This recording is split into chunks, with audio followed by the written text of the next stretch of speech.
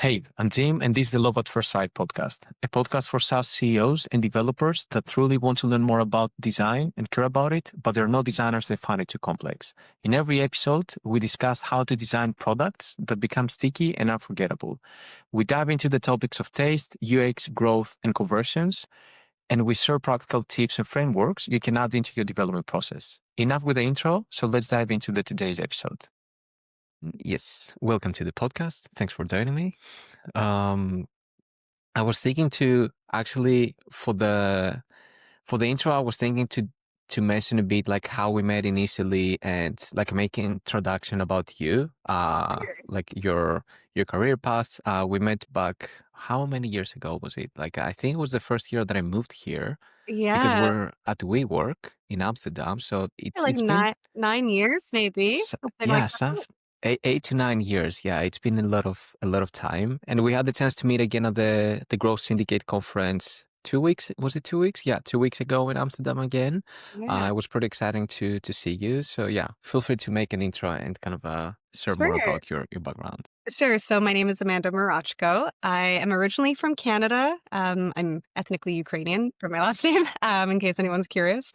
Yeah, I'm living in Amsterdam in the Netherlands. And when we met, I was managing the international growth team for Europe, Middle East, and Africa for Shopify. So we were a really scrappy team trying to localize and bring Shopify to other parts of the world, which is a really exciting team to be on at the time. And then for the last 6 years, I've been a staff product manager at Buffer, mostly focused on our core functionalities, channels, our API, and our apps. So I cover a lot of surface area, and yeah, it was great being able to run into you again. And it's funny how life works in those types of ways as well, where you just end up Right? running into the same people and at different stages in their lives. So I think meeting again at the Growth Syndicate was like a really great opportunity to reconnect as well. Yeah, 100%. It's like the cliche that it's a small world. Yeah, always ends up being true. Indeed, yeah. Yeah, side note, a bit of topic, but Alicia, if I remember correctly, it's her name. She's in the design team of Buffer, and yeah, you know each other. So funny thing, I found her online, and I heard Alicia. We worked together, and she was mentoring me on UI and visual design back then because I needed to grow my skills on UI because I was mostly UX focused.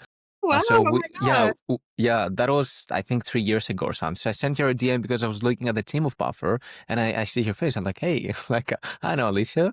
Yeah, So yeah, we're gonna have probably a call to catch up in the next weeks. But it was really fun to see also that yeah, you're working together. Said yeah, I yeah, know Amanda. She's amazing.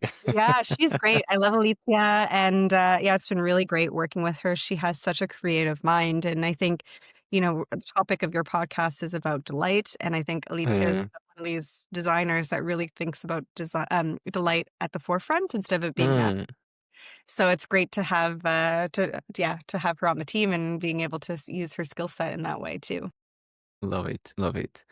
Yeah, 100%. And she's pretty entrepreneurial. That's why back then she was mostly into freelancing, if I remember correctly. And I'm a big believer of entrepreneurial designers because like for me, a big thing with design is like being able to think like a business owner and like prioritize things and like you can have a massive impact on the velocity of the team, on the Mhm. strategy and so on. So when designers are more entrepreneurial in terms of their spirit and daily activities, I feel it can really pay off like for the teams that they're designing for actually because Yeah. the mindset is just very, very different. Yeah. Yeah, I love that. I think that that's also a really great quality to have in the product space as well, to have, like, that entrepreneurial element. So, our Mm, product team is really small. There's only 4 of us, but all of us have side hustles as well, and I think being able to experience the pain of, founding something on your own or, like, getting something up and running or sharing your content online, like, especially relevant for Buffer, we feel the mm. point of our users a lot more. So I think having that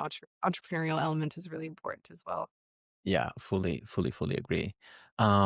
So before I get into my first question, I wanted to ask you about on your presentation, the roundtable in the conference in TGS. You mentioned that at Buffer you're pivoting from enterprise to more kind of a PLG and SMBs. And I'm not sure if it's like a pivot or more like a more refined strategy, let's say, because I cannot really remember Buffer being enterprise driven at Yeah. any point of time in the past. But it was in my notes, like when I was watching your presentation, and I'm curious, like, to hear more about it. And yeah, what is kind of the transformation that you're going through? And I remember you mentioned about the free plan, that you should have a free plan only if you believe in it. It's not just about growth and so on. So I think it would be an interesting one to kick off. Sure. Yeah. So with us and an enterprise strategy, I wouldn't say it was like deep enterprise. When I joined Buffer in 2020, we were focused on a direct to consumer brand strategy, which was very similar to Shopify. So actually coming in from Shopify, coming to Buffer, it was like D2C brands, like that was kind of like the target audience. And at that stage, we had a multi-product setup. So we had our analytics packaging offer, we had engagement, and then we had our core publishing functionality. And these were all add-ons. And that was sort of bundling that was more an enterprise level kind of packaging, I'd say, versus once we started to like unravel that a little bit and we realized that like for the majority of our users, our product pricing was way too complicated and it wasn't serving the needs of like the down market, which was the primary audience of people who were using buffers. So our pricing was not aligned with who our users were at all. Mm, So we decided to merge our product back together. mhm. It's still, there's like a lot of tech debt that we're resolving from that process, actually. Always, yeah. Transparent. That's life. And then around that time too, we were like, let's reinvest fully in our free plan offering. And let's change the narrative around how we gate features because I think there's this sense of like, oh, with having a free plan, you have that motion, you go through the motion of like, what features do you think should be gated for like paid accounts? But we decided to like flip that on its head a little bit and say, almost everything should be available to free users, and we're gonna lean into usage-based limits so that they can get a Mm, taste of everything, and then once they, like, naturally hit the limits, like for us, you can schedule up to 10 posts per channel, but some users wanna schedule more than like, at a time. It always mm, but some users maybe wanna schedule 12 posts at a time, and then they'll naturally hit that limit, or maybe they wanna add another channel down the road. So that's kind of about how we landed at, like, really reinvesting in our free plan offering and making sure that, our top of funnel was, like, really healthy and we are getting lots of new acquisition through that, and naturally, as users use Buffer more, they will naturally hit those upgrade paths through usage as opposed to through feature gating. mm. Yeah, I open on my other screen the buffer pricing, and yeah, like the pricing beta. I see like you actually have to select how many channels you can have, and then yeah, it's just like there's not much kind of a feature getting. It's very simple, I have to say. So it's been simplified. Like as a user, it's very easy to understand what I get on every plan. Um, I'm curious. I didn't have it in mind to ask this, but since you mentioned, I'm really curious. Like, how is it to go through such a big transformation on the pricing? Because I'll give you a quick example from my experience. I lead design in a few SaaS companies, and one of them is Enmade, and we went through a pricing transformation, like a new pricing structure recently, where there was one plan. It's like free plan, very limited, or the paid plan. That was the pricing. And now we're introducing three different plans with feature gating. And for me, I mean, I'm a designer. I lead everything around UX, light branding, and so on. I don't have experience with pricing, kind of restructuring pricing and how you can actually roll it out. Because in theory, yeah, you can come up with a nice pricing that works for the user, but what's going to be the business impact? Like, how is your revenue change? So for me, I remember back then that it was pretty terrifying. I was like I wouldn't like to be the CEO in this company right now. Even if in the end, like it was simple, like Amara was like, yeah, Jim, like there's nothing to be afraid of. You can always roll back if it doesn't work. Like it's not that suddenly we're going to destroy the company. And also like you do all the calculations and everything before. So you have a bit of an overview of where you're heading to. So I'm curious in your case, because it wasn't just introduce three plans and have some fluctuations of the revenue. It's like a whole revamp, whereas Mhm. like you merge different products into one, you focus on usage-based pricing. So any cool kind of insights or learnings from that experience? Yeah, I would say changing your pricing is probably one of the most difficult things you can do at a company Mm, because you shouldn't be changing your pricing super often. It should be something that's, like, well researched. You should do a lot of customer interviews, a lot of, um, A/B testing with just getting a sense of what resonates with your audience first before you make that change. Because I think it's really difficult to backtrack, and it's really difficult to you lose trust the more you change your pricing. And Mm, we try not to change our pricing too often. Like when makes we did sense. that price changing, it was in 2021, I believe. So since then, we haven't changed our pricing at all. I think for us, we tried to do like a legacy cohort. So we had only new users who were signing up could have access to the new pricing. And then our legacy users, if they wanted to migrate over, we were giving them that option too. But That's we do smart. have a cohort of users who are still on our legacy plan. But that margin is very, very small now. I think it's like 96% of users that we have revenue from are on our new buffer plan. Mm, But that legacy cohort, like they have like really advanced analytics offerings, like packages. So like for them, it's like, oh, maybe they don't want to move over just yet. So we've honored that as much as possible, but mm, with the goal of sunsetting that eventually. So like we're giving them a time horizon to say like by the end of, you know, exactly. middle of next year or something, we're gonna like deprecate this plan. So I think having that slow adoption was valuable for us because then we didn't have this immediate like shift in pricing where all of a sudden everyone was paying like a different amount for our plans. It was like a bit more gradual. And then because of that too, our top of funnel, because we had invested in our free plan strategy, was much larger than it was when we were investing in a more enterprise level approach. So because our funnel was growing as well at the same time as we were doing this migration, we were able to kind of recoup a lot of, let's say, the losses that we would have had from our Mhm. enterprise strategy. And now we're more profitable actually than we were with our enterprise strategy because we have more users using Buffer at a lower price point than what they were on our enterprise plans. So the higher profitability is because you have like that you don't like with enterprise. I mean, it's almost as selling premium services. Like maybe the analogy is not fully correct, but it's like more of like an idea that it's like the friction to make a sale is much higher. It takes more time. It's more complicated. The risk is higher because you lose one customer, suddenly your MRR goes down for like Yeah. a few $1,000s. Um, so yeah, in this case, you what I'm hearing, and I just want to check that I understood it correctly, is that with the PLG model where you focus on like more users at a more kind of at a lower amount, it's easier to kind of grow, so you can hit better profitability Yeah. faster and easier. Yeah, And I mean, I don't know if this would work for every company, but for yeah, of our course. SaaS model where our product is very user friendly, it's like really for creators. Like for us, really shifting that investment to the free plan made sense. For some businesses, it may not make sense, but it really was the thing that helped drive us to profitability.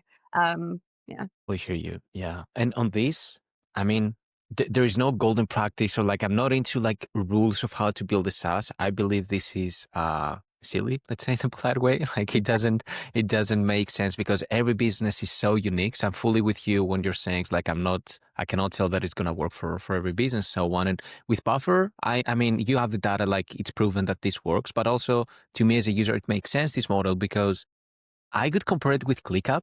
Like it's a product that I used to hate for some reason because I was like, nah, they just do everything. It's not Oh, going to for be sure. nice. And then I started using recently. I'm like, oh, this is a nice product. They've done something kind of a really cool over here. Like a bunch of features, but it works pretty well, very well designed. It's a really interesting product. And I started paying for it recently and I was a free user for months. But once I started bringing more and more operations through ClickUp, I started a podcast. So suddenly I needed more custom fields. I needed a bit of AI to help me because otherwise I would waste a lot of time. The Mhm. cost of kind of doing this, like time wise, was higher than actually paying going to the paid plan. So now Yeah. I'm a paid user. So with these tools that you use like on a weekly or daily basis, the free plan can really help you to build a habit, build the trust, really integrate into your workflow. And then when you're ready, like you just make the step forward and you upgrade. So Buffer is kind of a similar case where you do all your scheduling and so on through the tool, and then at some point you organically grow with. Yeah. It gives you the space to grow with it. That's the nice thing when there is a free Exactly. plan. And Um, to your point too with building the habit, that's actually one of our key pillars internally for our strategy. mm, because we want to provide the tooling for users to build a consistent habit with posting on social media. So Mm, outside of our key functionality of just like distribution, content distribution, we're really thinking about planning, and we want Buffer to become like a really important like productivity tool outside of it just being a social media scheduling tool. So part of that comes with a habit formation, and we're investing in things like posting schedules and streaks, which I think is like now like table stakes for a lot of apps out there, but to just ensure like that gamification aspect is like, oh, I've posted consistently on social media like every week. Like for me, even though I was an active social media user, also outside of my own personal brand because I have a side thing that I run as well. Um, there were weeks that I wasn't posting, but now because we have I know it's like feels very novel, but we have a streaks functionality in Buffer, and all of us are trying to keep our streaks up. So now it's like 38 weeks or something that I've been posting consistently on social media, which is crazy. That's like having a baby or something. Like there's like there's so much that goes into that. And yeah. also because of that consistency too, my social media following has grown quite significantly over the last few months. So that habit formation does pay off in like a really tangible way for the end user as well. And I think that's the case as well with some of the tooling that people use for productivity more broadly as well. Like the more that you use it, the more benefits that you actually get from it in your daily life as well. Yeah, yeah, yeah, fully agree. And like on the gamification, it's also like interesting. What is the Todoist, I think is the name of the app with the Yeah. karma on the to-dos. It's always interesting, like when it comes to hobby development, how you can add some meaningful gamification there. And for you, especially because it's like an internal challenge that you have within the company to keep posting every day, it works even better. Yeah. That's cool. Okay, that's very interesting. And the first question that I had in my list was you had a slide in your presentation where the title was "Iteration is key. Early stage equals speed, ship fast, iterate and based on feedback. Later stage equals to depth, polish what works, reduce churn, improve retention." So yeah, I'm curious to learn more about to hear more about like the mindsets, maybe some examples, like kind of what are your thoughts on this topic, on how you approach like iteration within Buffer, and what are some core Sure. values? So for like there are a lot of learnings that come with iteration, just getting value out to customers as soon as possible. Failing fast, I think, is an important value that we Mm, try to embody as well because we have been at points in Buffer, like when I joined and we were doing the multi-product approach where we were invested in projects that lasted over a year, only to find out that it didn't resonate with customers, right? yep. So it's like, Another feeling, yeah. yeah, so it's better to fail early and get something out, um, and iterate from there. So for us, or what I like to try to do is try to reduce scope as much as possible and still ship a polished feature, but maybe with the reduced functionality to get like just a sense of if we're headed in the right direction. So we're doing that right now with we're working on our public API. So we're gonna go into a closed beta really soon, and it's going to be without the bells and whistles. Like we're not going to have a great developer experience right out the gate, but we want feedback on just like basic functionality. Like, are we developing the right endpoints? Is this like exactly what you were expecting from this type of API functionality? And then we can kind of iterate from there. And I think too, when you build in public, I think you automatically gain a lot of trust from your users as well. So I had this experience when building the Threads integration. We were getting a lot of demand at that time for us to build something, and we had heard whispers from the Meta team that something was in the works, but we didn't get access to their API yet. So what I was doing was building, like a mock-up. Like we had built all the front end functionality, and we were sharing it on Threads, being like, we're ready for the API whenever they give it to us," and like we were building up that momentum. Nice. And I think that resonated with users as well because we work really closely with the Threads team, and they were saying to us, like, because we had so much momentum from our build in public strategy, it put pressure on them to release the API a little bit sooner, and for us to That's get access smart. Mm. early as well. So I think that also it gave trust with our users too, because they're asking for things, and with our line of business, we're really tied to third-party APIs, so we don't always have control over what we can and can't work on. But when we're able to build in public, we're showing them like we're doing our best to gain access, like, this is what we've done so far. Like, we can kind of, like, also fail alongside them, and when they have access to our beta and they're giving us feedback, we can act on that feedback. It feels like we're building it with them, and that community feeling is really important for us. Like, that's something that Buffer's always kind of leaned into, is having, like, a really strong and active community and kind of building alongside them as well. So, like, as we approach our API, we are really looking forward to having our developers build out, like, third-party integrations and workflows and sharing those things and sharing their learnings and, like, kind of allowing it to grow organically from there. And that's just always been something that we've strived for, and I think that's also something Shopify did really well as well. And I think when we worked together through the partner ecosystem, especially at that time, the majority of Shopify's growth came from a partner ecosystem, especially in Europe. And I Mm, think it's because of this, like, build in public, giving access to the ecosystem to build things on top of their APIs, mm, and not just gating things. I think having, like, more competition is sometimes even better. So, like, we've had competitors build off of Buffer's API as well, but it's created a richer ecosystem. Like, it just makes the pie bigger instead of it making less shares of the same pie, if that makes sense. So mm. I know that's, like, kind of a deviation from your question a little bit, but No, but everything is connected to each other. I fully hear you. And how like building public is like part of iteration essentially. It's like you don't have to do it as a company, but it's like the whole idea of like iteration is key. Like you say that like you said that early stage, like shipping fast and failing fast is all about learning, right? And with Mhm. building public is a way to actually do the iteration in a way where you can collect even more feedback, be more open, more welcome, and start building some kind of ecosystem and community through that as well. Yeah, Um, so yeah, yeah. exactly. And then there are parts where we're really investing more in that polish, right? And I think right now, like, my team is responsible for a lot of, like, the back end, Mhm. infrastructure. So, of course, you wanna make sure that you're building whatever you build is for the long term. You don't wanna necessarily put Yeah. band-aid solutions up all the time just to fix bugs. So, for us to, like, really build the right foundations that we can scale appropriately in the next few years is also Yeah. important. So, those things Exactly. take a longer time, but especially if it's a public-facing feature, Yeah. as I said in my presentation too, slap a beta sticker on it. Yeah, Uh, that was the second thing that I would mention that on your that was on your presentation that I really loved. It's like, yeah, just put a beta and then expectations are properly managed. yeah, and then, I mean, people will give you feedback if you have a feedback form button, like, as long as it's Mhm. discoverable, we get tons of feedback, just it's slow lift. If they like it or if they don't like it, you'll start to get Mm. that feedback really organically too. So we actually have an example, like one of the projects Alicia is working on right now, we're building out our new engagement tooling. It's Mhm. available in beta right now, but we feel like the UX is not there just yet. So we're taking a couple more weeks to polish it up before launching it more broadly.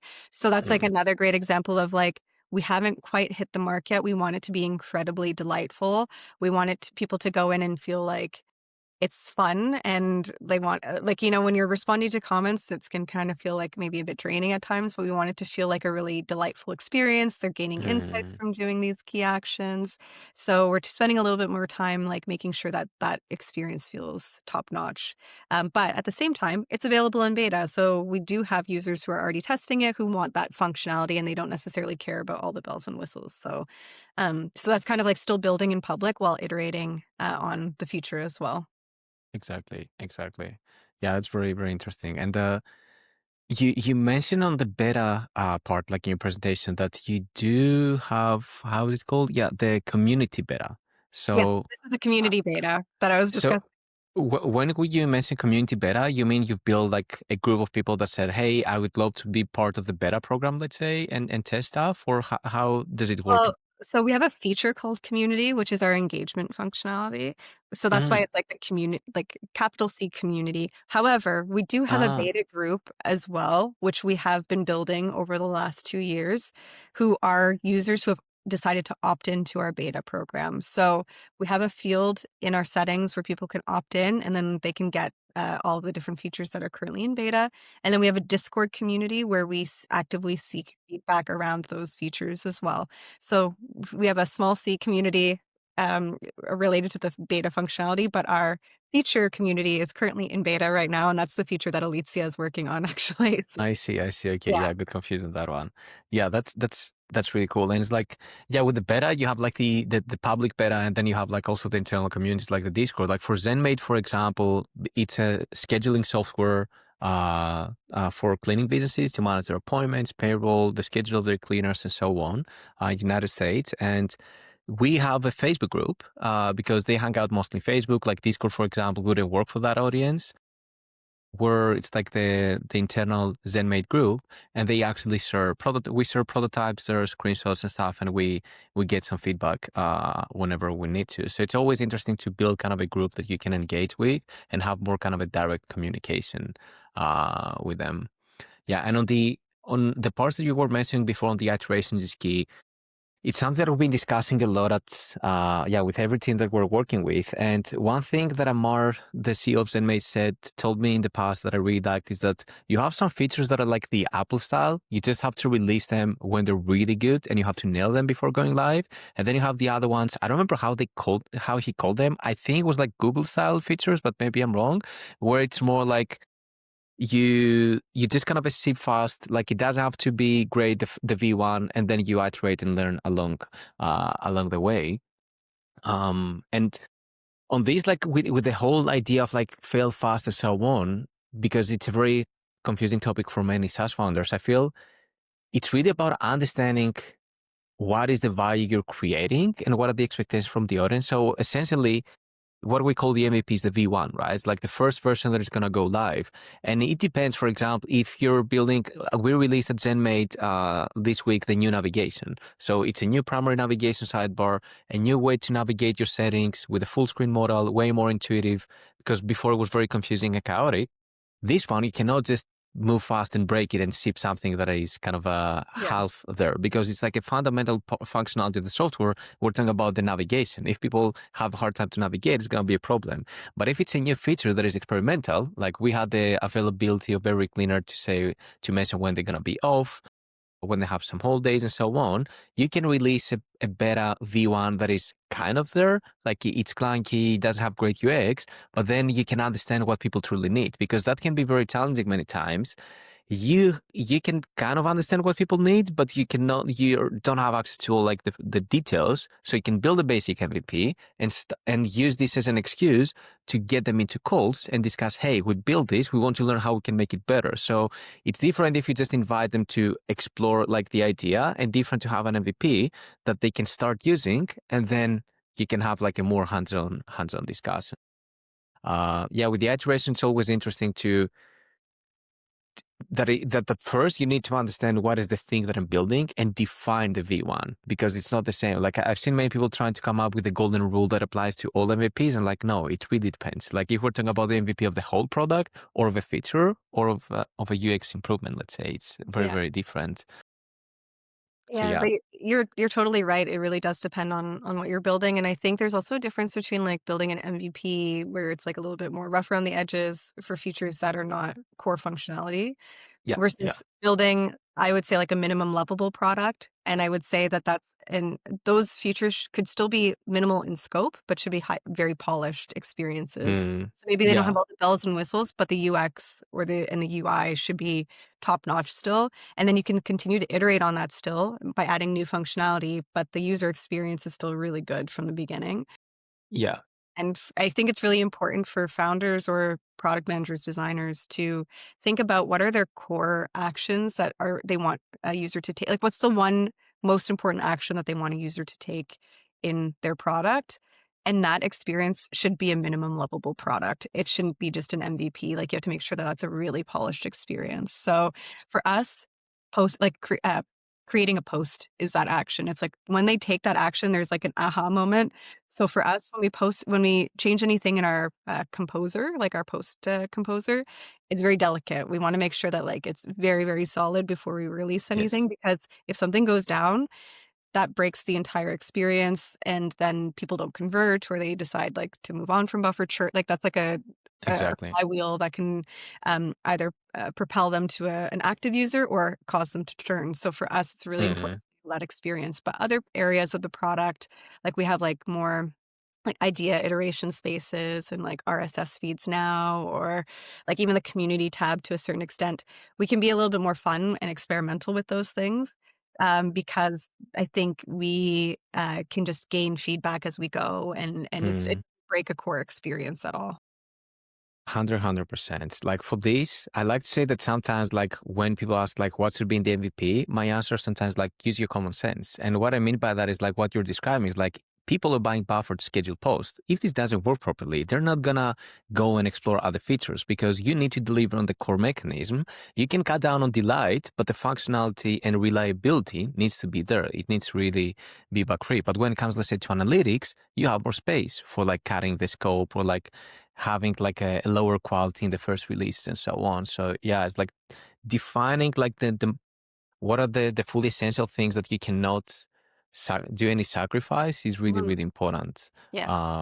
Yeah, fully agree. And the beta is also interesting that the whole thing with the beta that we discussed before, I come from an engineering background. I pivoted to product design and strategy, which was my dream along the way. And for me, it's all about how can you build great products, delightful products, amazing, that are easy to use and so on. And I haven't been a SaaS founder. And I couldn't really understand like the whole thing, like with the beta for some reason. Like I never really felt that you can just kind of literally put a button. It takes like 3 minutes development wise to just add a small rectangular with a word in it. And Yeah. suddenly people are okay with if this is like more broken because it's just a beta. You manage the expectations. It totally makes sense and it sounds like a very simple idea, but I don't feel like many people in product teams really understand how easy and powerful it can be. Yeah, even us, it took a while for us to get to that stage where we felt comfortable putting things into beta more often and just leaving them in beta because there was a moment where it's like, oh, well, we just saw it as like a default step where it's like, oh, we'll put it into beta for 2 weeks. We'll make sure nothing's broken. Then we'll roll it out to GA. Now we're at a stage of buffer where it's like, let's leave it in beta for as long as it takes for us to nail the product experience, and then we'll roll it out to GA. So I Mm, think that we're getting more comfortable with holding back big go-to-market launches in order for us to so we are iterating in public, as I mentioned, like with the beta label and stuff, but we're not publicly launching something until we feel we've nailed the experience. So exactly. Yeah, it's like yeah, exactly. That you don't do like from a marketing point of view as well. It's like you don't start promoting it actively and trying to bring all the eyeballs on that feature because you're still building it. But it's in the product, people can use it, you can gather data. And yeah. it's the cliche that they say that the moment you sip is when you really start learning. That's really, really true. Of course, you can do customer research before we can invite people, test prototypes. But what I've seen with design, like with product, is that you can sell them Figma prototypes. You can gather some insights, but the real moment of truth is when you see people using it and how they try to integrate this into their workflow actually. Um, and you get way better insights because before that you ask them to imagine things, to think about things. You don't ask them to use it and then you just observe. And this is the best kind of a customer research, in my opinion, to actually give something to people and observe and ask questions based on that instead of asking them to try to imagine if they had this, what they would do. It's like, yeah, like I would even also give different answers. My answers would be different to what I'm doing in real life many times. Yeah, that's where the beta can really help as well to get some Yeah. stress out of the process. We even of course, people are more, forthcoming with just giving feedback, like, even if it's just a sentence or what have you in our Hmm. feedback form. Um, but even just watching we do, like, session replays with some of our features too. Just even watching how users are interacting with the product, you can derive a lot from just observations where if they're, like, unable to find a feature or they're, like, clicking around or, like, going back and forth. We saw this actually on our mobile apps with our calendar functionality. People would go to our calendar on mobile and only go once. Like, so even just the data to have that was like, "Oh, why are they doing that?" And it's because the Hmm. expectation of what they were expecting to be there versus they actually got from that experience was very different. So once I started Hmm. speaking to customers, I reached out to those who didn't go back for a second look at the calendar. I was like, "Why did you not go back to do another schedule from there?" And they're like, "Oh, it was too complicated. I didn't know what to expect. I didn't need this," kind of thing. So because of that information, we were able to make changes on our mobile experience recently to improve our calendar functionality and make it more embedded within our scheduling Hmm. tools. So things like that, you can derive a lot just from like looking at the data, looking at session, like actual session replays. If you have tools like that are Mm, tracking uh, mouse clicks and stuff like that, I think even from those tools alone, you can get so much out of the beta experience. fully agree. And this now you mentioned this, like the perfect time to ask my next question, which is a practical one. What are the rituals you have and the processes to collect user feedbacks? Like what we call continuous kind of a user research. Could be feedback buttons, could be rituals that you have that, let's say, every Wednesday we watch user session recordings or something like that. I can share some stuff that we're doing at ZenMate as an example, maybe to make the question more clear. There are there are three main ways we collect, sorry, four ways that we collect feedback. First, an internal Facebook group where we announce new things, and then we got the feedback, or we share an idea and we see how people react. There is the Canny. It's like a product feedback collection board where people can suggest features and so on, which is like a backlog of a lot of ideas where we can get some signals. It's not the main place where we hang out. Support team, when we release something, we just keep an eye on what people mention in support. And the two other things are the, it's actually inviting. We have one of our best customers that we actually have a partnership with on a marketing level as well. She's now part of ZenMate. Stephanie, she's a clinic business owner, has been using ZenMate for many years, and she grew from 0 to 1 million of revenue by using ZenMate as her scheduling software. And she's in the design calls. I design and I have access to Steph and ask, hey, Steph, what do you think? Like, does this make sense? Or I can ask about processes. For example, invoicing. Show me how do you do invoicing in your team. I can ask to jump in a call with a team member and just shadow them when they're doing the invoicing stuff and they're sending invoice to the customers and collecting payments and understanding what they're doing, observe the workflows and so on. So we actually found one customer that we fully integrate them into the development process. Of course, it's only one and you have like thousands of customers. You want to keep an eye, like to keep your brain and your mind and eyes open to not be too biased with what they need and always think about the whole customer base. But even with just one, you can get a lot of insights, which is sometimes mind blowing on how different the design process feels and looks like.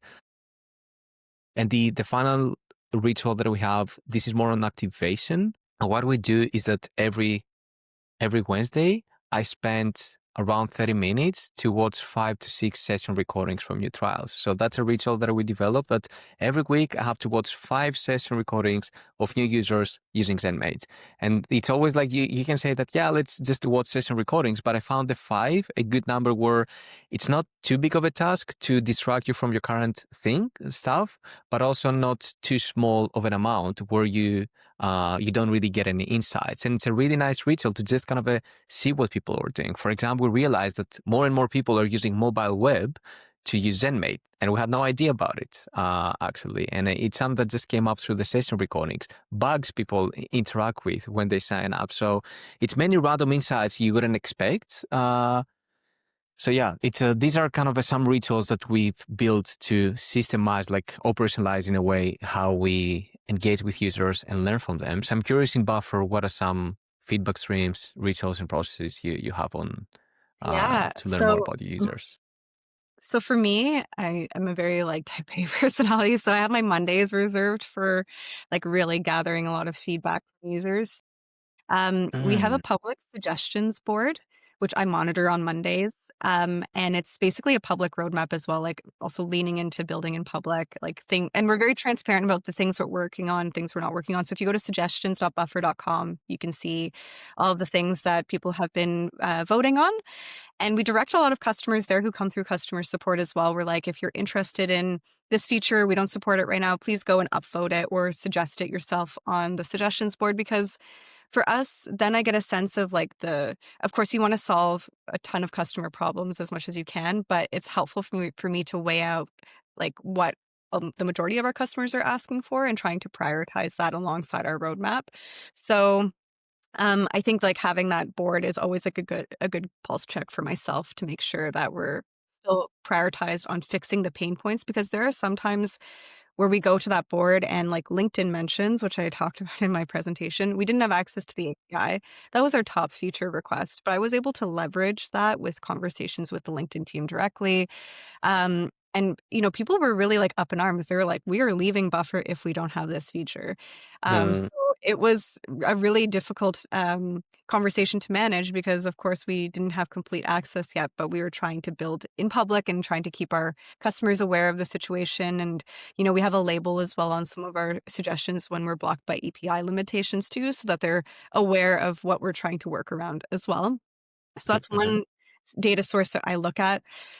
We also have recently a customer collaboration channel in Buffer where our advocacy team, our customer support team, and our mostly product team work directly together to answer customer support requests that come through. So we're in the mhm, inbox talking to customers directly, especially if they have any things that crop up. And sometimes our customer support folks will raise issues for like bugs to be fixed or issues to be prioritized directly from some of those conversations as well in that channel. So we're working collectively as a larger engineering product design advocacy conglomerate to resolve some of these customer friction points as well. mhm, So I think mhm, that that's been a really important touch point to get a bit closer to customers. mhm. We also have our Discord channel, as I mentioned, where we have Yeah, like casual interactions with our users, but I think those are the ones who are, let's say, our um, advocates. exactly. Yeah, so they're the ones who are going to be campaigning or telling their friends about Buffer, and they're really, brand ambassadors, I should say, of Yeah, Buffer. So yeah, there yeah. are like top 1% of Buffer users, let's say, who are like super highly engaged, willing to give feedback, willing to hop on calls. We also have two customer interviews. We try to schedule one per week, realistically. We have a call to action at the bottom of our emails to say like, hey, if you want to jump on a call and discuss something that you'd like to see built into Buffer, we would love to know more about your content creation journey. Um, so we're trying to convince some of our users to schedule time with us as well, to give us feedback directly. And then Nice. honestly, sometimes I just cold email users and like, hey, Yeah, I noticed you did this thing in Buffer. If you have a moment to just tell me why you did this action or why you decided to not come back and do this again, I'd love to know more. So I try to do that, especially as we build out new UI improvements, because sometimes you don't know, like, if I remove this feature, is this going to be like a game changing moment or like a deal breaker for customers? Or if I change it in any way, like, how will that impact their daily business? So, mm, especially I now manage the mobile apps. Um, Upskilling in a little bit too. So I love to just reach out to customers and be like, hey, one sentence answer. I just want to know how you're using this feature. And then it's a low barrier to entry for them because sometimes asking them to get on a 30-minute call with us is a big ask. So I try to just make yeah, the barrier true. to entry super low and then collect feedback that way as well. So it just depends on the week. I think we as a product team try to get as close to the customers as possible. And I think too, because we are all naturally dog fooding our product, we have a little bit more Mm, empathy for the end user too, because we're experiencing sometimes like those yes. pain points firsthand as well for our journey. Yeah, and also this is one of the best things to have actually because it's customer research. Like being the customer, sure you'll buy us because you're building a product and so on, but if you're solving your own problems, then you already Mhm. have a big leverage in terms of like understanding the end user. So that's also a really interesting way to kind of decide what's next, understand more what's the impact and so on. At ZenMate, Amar used to be a cleaning business owner. That's how he started also ZenMate. But it's a tricky one because for me, for example, as a designer, I'm like, I can understand some things, but I don't run a clinic business and I cannot feel the anxiety that person feels when something is confusing, let's say at the calendar. I'm just coming up with something random. It's like developing that level of empathy to understand the emotion people have with specific interactions or the urgency they may feel with like a specific flow or other things is very tricky. And also, one realization that I had recently is that it's very different to every company. Because, for example, with KnowledgeAll, another team we're working with, it's a knowledge-based software to build your help center or your internal documentation. We're using it for our own docs. So we have a team that has like very specific opinions about how documentation should look like and how confusing the article editor is now that we're redesigning the full editor of the article and so on. So there we don't really need to invite external customers because we're the customers like the documentation team is the customer kind of representatives, let's say. And also for me, it's easy to use it. Like I can gain more empathy and understand the product easier compared to Mhm. ZenMaid. So it always depends on the product. And the nice thing with Buffer Completely. is that, yeah, it's pretty straightforward. More, it's like B2B, but like almost B2C styles. Like it, just a Yeah. single individual could use it. Exactly. It is a little bit of a different product, right, where the barrier to entry is very low. So there's, like, anyone could hypothetically use Buffer. My mom could use Buffer. It's, like, really, really easy for anyone, to use. But Shopify was similar, like, they really encouraged us all, Mm, even if we weren't business owners at the time, to open a Shopify store and try selling right? something. Mm, So, that was a big learning experience for me too, because all of a sudden, like, I experienced the pain of, getting yeah, having something not send on time, or, I also experienced the excitement of getting my first sale from someone I didn't know. exactly right. Yeah. Yeah. This is a beautiful example. Yeah. Yeah, so having that experience twice where, at Shopify, I went through that journey of being a customer of Shopify, and then actually throughout COVID in particular, I became more of a Shopify developer. I was doing a lot of freelance work on Shopify too. So then I had like a different set of empathy where I'm like, oh, now I know what that experience is like for folks like yourself Yeah. going through the partner program, which was mostly the product that I was managing at Shopify. And then now going through the motions at Buffer of like dog fooding it for my side hustle, but now very actively over the last year, dog fooding it as, like, me as an individual creator, and that's, like, a very different Yeah. experience as well. So, Yeah. yeah, it's like I think it's not possible for every company to have area to, like, lean into dog fooding, but at the same time, if you do have that capacity, it's still valuable to test it out. Yeah, on this, there is a principle that I have in my life, and it's what they say with the body. That's the food you eat defines like your energy and how you feel. It's like good energy in, good energy out in a way. It's the same with the brain. High quality insights and info in, great ideas come out, right? So, like, if you pay attention to what you feed your brain with, then you can improve your output and the quality of the output. In the context of design teams, because my business is, what we are is a in-house design team as a service. So we team up with technical SaaS teams that don't have designers and they need like really senior design help, and we become their in-house design team, um, and lead the product and branding. My job, like as the founder and CEO, to make this company successful is make sure we have the most well-trained designers to help SaaS teams out there and build systems to make them the best designers for these specific companies. And what I mean by that is, um, training the design team to understand your users is a super fascinating topic for me, because it's like it's really one of the core KPIs that I'm looking at to improve like my business and make sure I'm on top of my game. And for ZenMade, it's something that I've been trying to define and doing different experiments. Like one thing we did with Amar recently, for example, was I got some training from Amar on how they do demo calls to users. And I was like, you know Mm, what? I'm designing the onboarding right now on ZenMade. We're doing some 80/20 style improvements, like some a simple, quick fixes. And I can look at it as a designer and think about what is confusing, what is not, what is delightful, what is not. But how do we actually sell ZenMade? What do people ask in the demo calls and so on? And I was thinking, what if I develop a ritual where I own one demo call per week as the designer and try to sell ZenMade to somebody and get their questions? Not really sell, more kind of a demo it and explain the value and understand how they describe the value. What are the words that they use and how much influence this could have on my ideas and the designs that I produce for onboarding. So building processes and systems to train the design team on a consistent basis, like almost build a habit where they can understand more and more the user, is really interesting. Like one way is dog fooding, like what you described with Shopify, or like now that you're using Buffer as an individual. The other one could be demo calls, but yeah, it's very different at every company because the product's very different, yeah, I and think the audience. your point is spot on. I think just getting that customer empathy, it can happen in a multitude of different ways. You don't necessarily have to be dog fooding, but like you do need to spend time as close to the customer pain points and in that customer space as possible.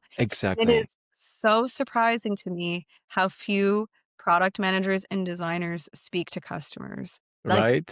I have these conversations a lot with other folks in the industry, and I'm like, "When was the last time you had a customer call, or when was the last time you responded to a customer email or had any interaction with a customer?" Like, I chat with a lot on social media or Discord, and sometimes they're like, "Oh, it's been like a month or more."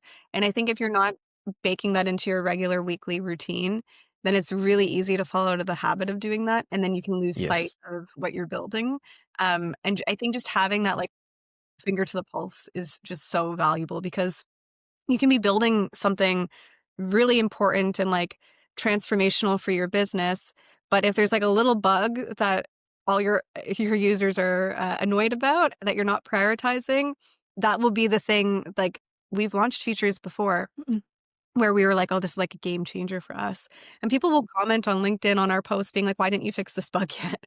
And it's like, it kind of detracts from the experience of, like, the high you feel from, like, launching a brand new feature and how, like, incredible that is, and then it's like, oh, Mm, you can't lose sight of those, like, quality features, and I think continuing those conversations and feedback loops with customers keeps you humble and keeps you really close to those spaces as much as you can, so. true, true. And like I fully agree on what you said. Like it's strange that many teams don't talk to users. Like because I've been into that position.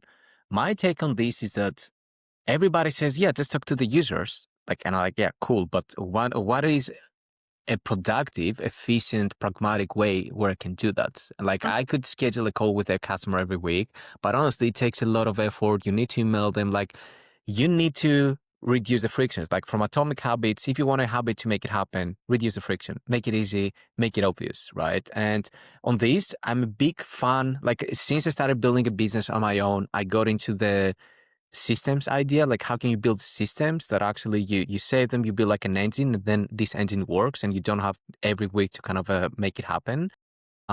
And I feel it's like about coming up with systems where you don't really need to try to talk to users. So it Mm. could be that somebody schedules for you one call. So you get a virtual assistant for your design team, and that virtual assistant is responsible to book a call for every designer, so that the Yeah, designer that's what we doesn't have have, yeah. We have it to chase automated, people. so we don't have to chase. We have it completely automated, so it Exactly. calendars, yeah. That could be one thing. The other thing that we do with Stephanie, where we have her in the design call, is a big one.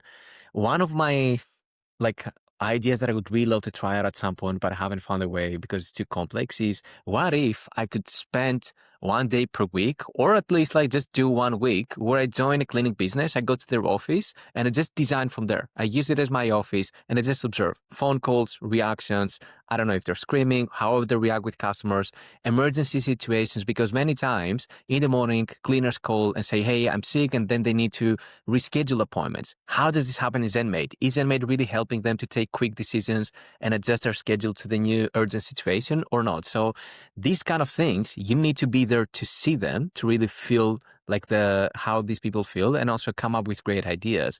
So just spending time in the environment of the user can be interesting as well. Of course, it's more of a one-off thing unless you have a cleaning business next door and you can just join them for 1 day per week or something. But yeah, for me, it's very creative and fascinating topic because it's so different to every SaaS company because they serve entirely different audience, they solve different problems. So yeah, it's very interesting what is the right way to do custom research for that specific company. I find it Mhm. really, really fascinating. Um, I think the nice. embedded approach is really a great one if you can do it because Mm, you gain so much insight from that, like, at Shopify, we did that a lot too, is like I think you probably saw in Amsterdam, I would go and visit businesses, especially as we were mhm. trying to, like, localize in the Netherlands and in other European countries. We'd go every time I traveled to a new city, I'd go to visit businesses that were on Shopify and just to chat Love it. work there, especially as we were rolling out point of sale too. I'd go in and be like, how is this feeling for you? Like, what are the things you'd like to improve? Love What's it. missing from it? And just having like interactions with people on the ground, I think really can make such a big difference. And we're starting to do that a bit at Buffer too, like trying to meet more business owners who are using Buffer in person, and just making sure that we have those like interactions, so that we can bring those things back to as insights to building out a more efficient and effective product as well. Yeah, 100%. Yeah, love the idea that you were like you had like with Shopify to just kind of visit the businesses and just see like the behind the scenes. Like it's also like a good reminder that it's like a real store at a street in the, I don't know, like in whatever area, and a person that maybe is not technical trying to figure it out. Like, because sometimes in tech, we're just kind of in our bubble with all the Apple devices and everything. And you just kind of lose complete kind of a side of where people really are, what they're using, even like the devices, like simple stuff on the design side, like what is the screen size that they're using. Like sometimes you're designing for the wrong screen size. Of course, you can see it on Google Analytics. You don't have to go and visit the store, but it's Mm. just like many small things that you can actually see. Yeah. I Um, think too, especially this is something, a bit tangential but adjacent. Like if you have a product that's on web and a mobile device, like if you have an app as well that's compatible, those are different experiences. So you have mm, to think about what a mobile user's needs are versus what a web user's needs are. That's something I've really had to think about deeply in the last year as I took on the mobile apps team. But mm, it doesn't always make sense to copy paste features from web to mobile. It's like a very different use yes, case. Like people might be on the go trying to solve things, exactly. and like there can be a lot of you have a finite amount of space on a mobile phone. You don't want to have a lot of bloat on your apps. So like really think about the user experience will be different depending on which device they're on. And I think sometimes that's clouded as well when people are building products. You see me nodding because like, I'm redesigning the apps at ZenMaid right now, and like agree so much because that was the key insight we had. Is like the first thought is like, yeah, let's just replicate the product mobile, but it's really what you said. They're using it for different jobs to be done. Like the jobs are kind of different, and the context is different. Like on the go, in the case of cleaning businesses, for my case, like usually they get a phone call, like a cancellation, and they need to reschedule. So rescheduling is more frequent than actually scheduling a new Mm. appointment. So it's more like to react on situations that happen. And in the case of ZenMaid, it's mostly used by cleaners and not like the cleaning business owners, because the owners are at the office using their laptop mainly or desktop. So yeah, it's very, very true. I can really relate to that. It's the same case at ZenMaid as well, where mobile is a different product. It's not just a different device. Yeah, exactly. So for us too, like, our agency users who have like multiple accounts that they're running, they're typically spending time on their laptops to do a lot of. Mm, But for the individual creator who's like, just, oh, I have an idea, I just want to like note it somewhere, like they're the yes. ones who are mostly using the mobile apps. So for us, we really had to think about like what's the optimal user experience on mobile versus on web. And like let's start stripping away features because I think sometimes the mobile experience can be quite noisy. Mm, So we're kind of going through that journey at the moment too. very true. Yeah, yeah, very true. I'm looking at the time, and I know we're heading close uh to the end. So I have two more questions that I want to ask you. The first one was from the slides of your presentation. You mentioned that at Buffer you have the fast and slow teams. Mm. Um, And I would like just to explain more kind of the idea. You mentioned that fast teams are augmented by artificial intelligence, and ideally you're shipping great new features every 1-2 weeks. And then the slow teams are the ones focused on long-term, big strategic infrastructure level changes. So yeah, just kind of if you could share more kind of insights and the idea around how you structure the teams and build a product, it would be really cool. Sure. So I should note that this is not how necessarily this works in practice at Buffer, but it's something like Okay. doodling on a lot We recently. aspire to, yeah. Yeah, because I'm part of a team that is both fast and slow. Like we Mm, work on a lot of architectural decisions. We work on like foundational back end work, tech debt, things that are going to last us hopefully for many years. But at the same time, like if a new feature is rolled out on a channel, we want to be first to market. So it's about striking that balance where it's okay to be slow when you are building for the long term to make sure you make the right choices that will help you scale long term as well. But if you're trying to ship like iteratively and like get things out quickly, like it's also okay to lean into being fast and try to ship on a regular cadence. For us, it's really important. Like we had last year, we were really great at shipping something almost like every week, every 2 weeks, and then keeping Buffer like top of mind for our users, being like, if people were posting like, wow, is it just us or is like Buffer like constantly shipping stuff? So we're trying to get back to that momentum a little bit this year, mm, which is constantly like shipping new things, even if it's small features, but like making a big deal about the small features too. exactly. Um, I think Yes. that that's where we were missing the mark a little bit over the last few months is that we were starting to bundle things too much. And it's like, why not just like make a big deal about all the little things we're shipping too, or even some of the um, like structural work that we're doing, like why maybe people are interested in that stuff. And if there's like better Yeah, posting reliability or like we've reduced errors, which I also talked about in my presentation as well, like maybe people will probably be excited about that too because our reliability has gotten a lot better. So I think exactly. that there is like that balance of while we still want to ship features on a regular cadence, we also need some teams focused on like building for the long term too. So it's I think about Mm, striking that balance of like I would recommend like reserving space for both of these teams to exist. I think if you invest too much in one or the other, then the business. mm, So I think it's mostly about striking the balance. very, very true. Yeah, very true. Very true. And like on what you said, the to make a big deal, I'm fully on the same page. And it's the recent example from my work with the primary navigation. We made it a big deal by just announcing it, making some nice visual, celebrating that we have a new navigation. We're making ZenMate even more intuitive for people and easier to use.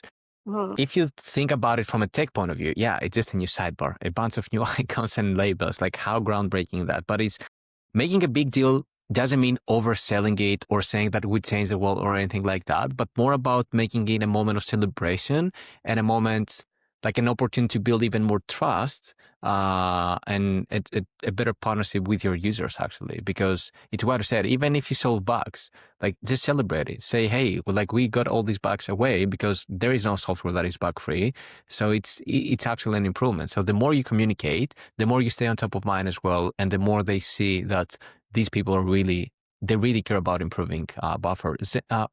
Framer is a company that is also doing this, and I'm a designer. I'm using Framer mm, every week, and yeah, I love them. It's such a cool product also, and they just keep shipping every single week, I think. And sometimes the release is a small one. We add new fonts in your font selection. Yeah, it's not like a new feature, but it's actually cool. You see that they just keep adding things, and it's one of the reasons that I'm in love with Framer. I've been selling it to my clients as well, is because I see how committed they are to make it the best. Like I get an email from them every single week about how they're improving it. yeah, no, it's incredible. Framer, I love Framer as well. Dutch unicorn success story. Right? It's Yep. nice to also see them succeed as well amongst like the big leagues too. But they've always been a company that has been so customer first, user first, and Mm. held their product to such a high standard for delight and user experience that I think that that ended up permeating into every aspect of their business, and that's why they're now known for being like such a best in class design tool. Yeah, and they're really investing like that the communication is a different discussion, but like how you do a product release, like how premium the visual assets you're gonna produce are, is also like an interesting topic. Like Framer is really going hard on like they've built a video team to do like really good videos, nice 3D animations, and really kind of make it feel Mhm. premium and delightful. Every single thing that they release. Yeah, Yeah. yeah, it's a very very interesting one.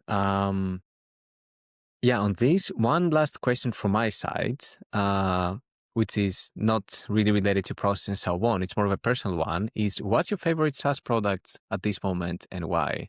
Outside of Buffer, Ooh, what is it it's tool you found yourself being? Oh, like this is really cool. I really love it. Maybe you're using it every week or day, maybe not, and it just stood out. So yeah, I'm curious what comes up. it's like the ones I'm thinking of right now are the ones I use a lot for work. Hmm.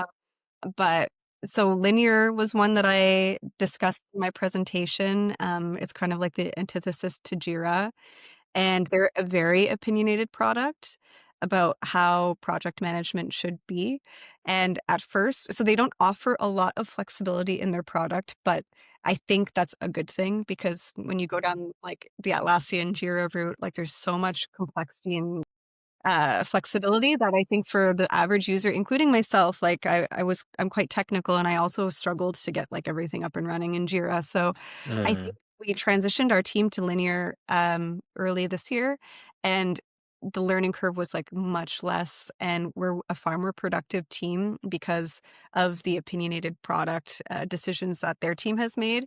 It's like a very simple interface. Like we're using it for almost all of our project management right now across the board. And they also are similar to Framer. constantly improving their product and communicating the things that they're fixing. So we're not only modeling our like project management stuff around linear, but we're also trying to take from them like their how they approach their bug backlog, because they're also very transparent about resolving bugs. So we're like, oh, we would love to be like linear. But also Right. outside of this, we are building our public API right now, and we're also looking to linear for some of their best practices for how they structured their public APIs. So I think that they're definitely one of my favorite SaaS products at the moment, just because of how much influence they've had on my life recently with like not only my day-to-day tasks, but how I'm thinking about Mm, product decisions more broadly beyond just like me using the tool. It's really mm, inspired me to be like kind of pushing the boundaries and like not being so defeated when, like, we hit a limitation. I'm now starting to think about things more like, "Okay, well, why can't we openly communicate our bug triaging process? Or why can't we yeah. kind of default to transparency around some of these things?" And Linear did a great job of that, so trying to model, some of our work after that. Love it. Yeah, love all the things that you shared, and I'm a huge fan of Linear as well. It's like Linear Framer, I think, is like my two like a top SaaS products at this moment as well. Yeah, and I remember you mentioned in your presentation like how they approach the bugs with AI and so on, and aiming to become a bug-free company as well. And I feel like for you that you're a product manager, like Leaner feels also like a bit of a fresh air because Mm, like Jira, I don't want to like talk about the SaaS products, but how to, it's like, I use it in other companies. It's a nightmare. Like I'm not a big fan of Atlassian, I have to be honest, like as a designer, of course they're giving value, like they produce valuable products. That's why they also make so much money. yeah. But yeah, not fun to use like Jira, like Leaner. It's really what I said. A lot of customizability, and like if you have to maintain this product, it's really hard to make it very fast, very productive, and so on because the complexity is insanely high as Yeah. well. Uh, Yeah. Well, I think that, there's reasons why there's, like, Jira certification courses and, right? it's the Yeah, standard, right? yeah. But that's where it left a lot of space for disruption, and Linear kind of took Mm, it and ran with it, and now that's kinda seen as like a, especially, like, for us, we're not a huge company.